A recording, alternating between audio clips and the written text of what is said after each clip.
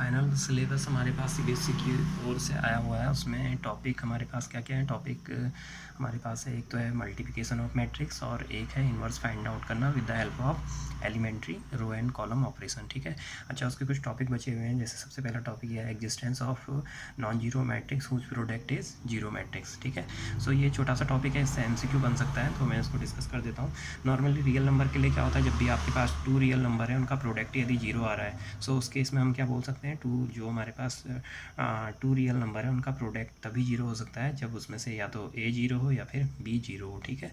But in case of matrix it is not necessary true. ये क्या है, true नहीं है। क्यों ट्रू नहीं है? देखिए, जैसे यहाँ पे हमने क्या ले रखा है, एग्जाम्पल ले रखा है। एग्जाम्पल में हमारे पास एक मैट्रिक्स ए है, एक मैट्रिक्स ए है। ठीक है। ऑर्डर सेम होना चाहिए, तभी हम इनको मल्टीप्लाई कर पाएंगे। तो यदि आप इन दोनों को मल्टीप्लाई करके देखिए नॉन जीरो मैट्रिक्स है। नॉन जीरो मैट्रिक्स का क्या मीनिंग है कि उसके कुछ एलिमेंट नॉन जीरो होने चाहिए। ठीक है। जैसे कि ए में भी कुछ नॉन जीरो एलिमेंट प्रेजेंट है, बी में भी कुछ नॉन जीरो एलिमेंट प्रेजेंट है। ठीक है। So after multiplication what we got a zero matrix. ठीक है। सो अभी ऊपर के स्टेटमेंट में रियल नंबर के लिए हमने क्या देखा था, रियल नंबर के लिए देखा था ए डॉट बी का मल्टीप्लिकेशन यदि जीरो आ रहा है तो आइदर ए जीरो होना चाहिए, आइदर या फिर बी जीरो होना चाहिए। बट इन केस ऑफ क्या, मैट्रिक्स। ठीक है। तो मैट्रिक्स के लिए ट्रू नहीं होता। नॉर्मली हम क्या करते हैं, इस तरीके का स्टेटमेंट देखते हैं और डायरेक्ट टिक लगा देते हैं, बट यहाँ पे गलत हो जाएगा। ठीक है। तो मैट्रिक्स के केस में यदि आपके पास टू नॉन जीरो मैट्रिक्स हैं तो उनका मल्टीप्लिकेशन क्या हो सकता है, जीरो मैट्रिक्स आ सकता है। ठीक है। तो इसमें एमसीक्यू बनेगा, जब ज़्यादा से ज़्यादा बनेगा तो। अच्छा, उसके बाद कुछ एक दो टॉपिक और बचे हुए हैं। एक टॉपिक और बचा हुआ है जो हम प्रॉपर्टी ऑफ इन्वर्टेबल मैट्रिक्स में डिस्कस करेंगे। तो सबसे पहली प्रॉपर्टी हमारे पास क्या है, कोई भी स्क्वायर मैट्रिक्स है यदि उसका इन्वर्स एग्जिस्ट करता है, जैसे कि हमने एक स्क्वायर मैट्रिक्स ले रखा है जिसका ऑर्डर एम है। ठीक है।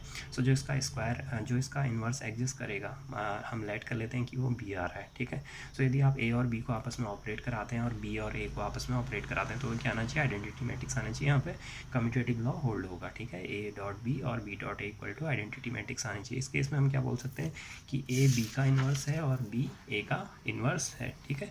इसी जो फर्स्ट हमने प्रॉपर्टी पढ़ी कि इसी पे बेस हमारे पास सेकंड और थर्ड प्रॉपर्टी है। सेकंड प्रॉपर्टी देखिए क्या दे रखा है, rectangular matrix does not possess any inverse matrix. तो inverse matrix only and only किसके लिए एग्जिस्ट करेगी, इन्वर्स ओनली एग्जिस्ट करेगा फॉर अ स्क्वायर मैट्रिक्स। ठीक है।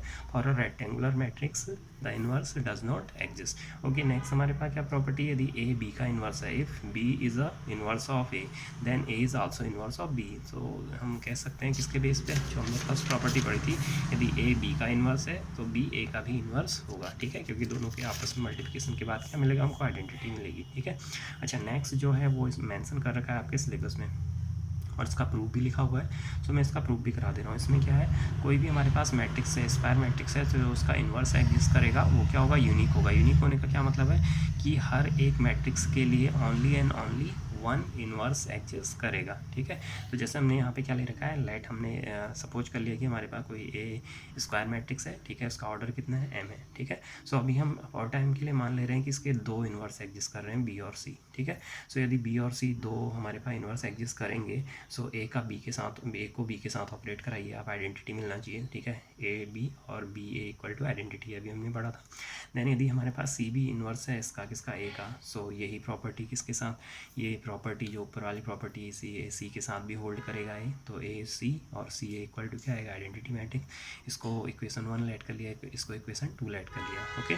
बट हमने क्या प्रूव कराना है कि ये दोनों क्या है, ये यूनिक है। यूनिक का मतलब हमने क्या प्रूव कराना है कि बी और सी आपस में क्या है, इक्वल है, तभी तो आएगा कि ओनली वन इन्वर्स एग्जिस्ट कर रहा है। ठीक है। तो उसके लिए मैं क्या कर रहा हूँ, देखिए बी को मैं ऐसे लिख सकता हूँ, बी हमारे पास जो इन्वर्स मैट्रिक्स आई है, बी को आप ऐसे भी लिख सकते हैं, बी को आइडेंटिटी मैट्रिक्स से मल्टीप्लाई करेंगे तो बी ही आएगा। ठीक है।